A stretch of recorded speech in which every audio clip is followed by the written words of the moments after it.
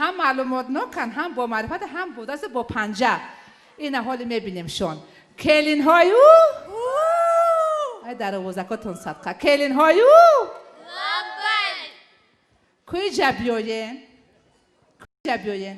ای در قداشون صدقه آخی نگاه کنین آخی زرافشان با فکرم یکیش ایدگرش با بهتر با خوبتر آخی اینا نگاه کنین شکرانه خدای تعالی 7 تا کلینم داده است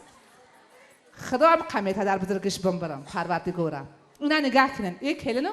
دختر نکی راست گپ نمیدونم که دختری چیه دختری چی دکتری دندان بودم کو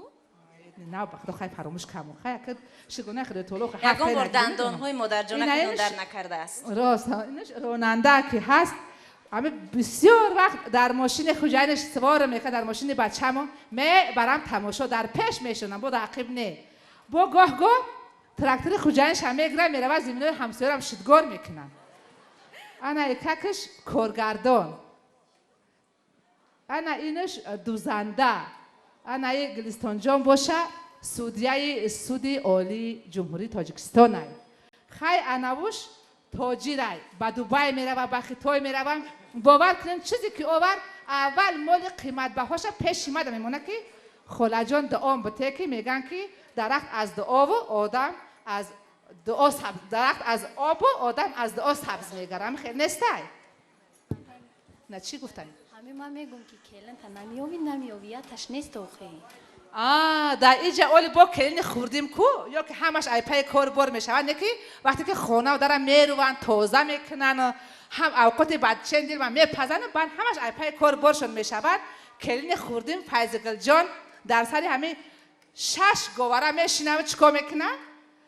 الا که میگه دیل آدم آب میشه و میگن که کلین خوردی دیل ما بردی اپای صدبر لبای جان این قدر کلون ها رو شما رو از ناحیه آوردید از دهات آوردید از شهر همشون خوشه از هر گوشه میگن هم از شهرن هم از دهاتن از کجایی که هستن خداوند همه برکتشون بده که دائما حرمت احترام میکنن انا که حاضر میگم که فیضگل جان یک علا بخونه که هو ای خونه او پره باغ آواز شما دست اینا گوش کنین اولی کمی خاموش میسیم گوش میکنیم علا میگم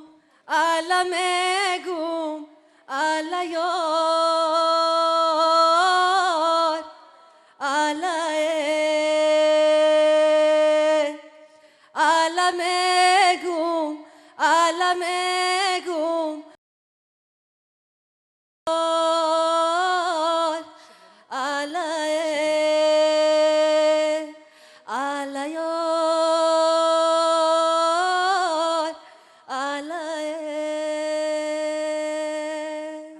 زکات بگردم کلین جان دیدین جگری آدم او میشه و خیلی نیسته همه تن یاد بگیرن کلین چکایی که علا را نمیدونین با جای او دشنو میکنین کودکاتون علا را یاد بگیرین خب خاله صدبر چون شما مهمانی محفل ما هستید شما ما رو ضیافت میدید یا ما شما رو حاضر من شکرانه پروردگار همه 6 کلینم کو برای با 50 حاضر میرون همه اوش آش اوگرا و اوش منتو و اوش یگان آش پلاو میکنن انا بعد ما شما را به مهمانی دعوت میکنیم من این سخن رو با اون خاطر گفتم که شما همه کلین هایتون رو تعریف کرده کو ببینیم هنری کلین های خاله صدبر رو میتونه همه بعد باز حتما با خانه خاله صدبر میرویم خوش آمدید خوب فضیلت دیگر من تو رو از مهموروی باز نمیدارم در حقیقت اولی با معرفت بودن و میدونی باز هم برای رنگی شدن محفل چی باید کنیم سرودی پخش کنیم بله روی صحنه میخوانیم بانوی هنر فیضگل یوسف رو استقبال گیرید